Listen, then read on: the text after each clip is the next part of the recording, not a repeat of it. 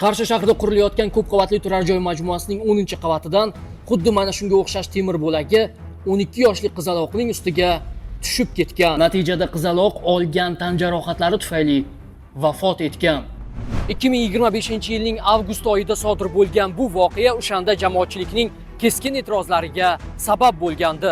Chunki qurilish maydonida himoya to'siqlari va xavfsizlik choralari yetarli darajada tashkil etilmagani, ishchilar o'rtasida tegishli yo'riqnomalar o'tkazilmagani aniqlandi. Shu tufayli qurilish firmasining 45 yoshli texnika xavfsizligi bo'yicha muhandisi voqeada asosiy aybdor deb topildi. Jinoyat ishlar bo'yicha Qarshi shahar sudida holat yuzasidan sud majlisi o'tkazilib, aybdorga hukm o'qildi. Sudda kompaniya tomonidan marhumaning oilasiga dafn marosimlari uchun taxminan 150 million so'm moddiy yordam ko'rsatilgani ma'lum qilindi.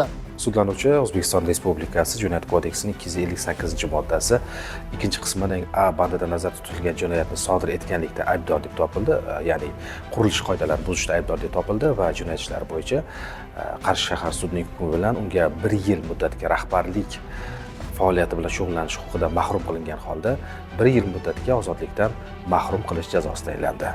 Shuningdek, sud hukmiga asosan marhumaning qonuniy vakili foydasiga yana 150 million so'm ma'naviy zarar undirilishi belgilandi. Shu o'rinda ko'p qavatli turar joy majmuasini qurayotgan tadbirkorlarga muhim eslatmamiz bor. Qurilish obyektingizda xavfsizlik choralariga qat'iy amal qiling. Millar vafot etgan 12 yoshli qizaloqning yaqinlariga chuqur hamdardlik bildiradi.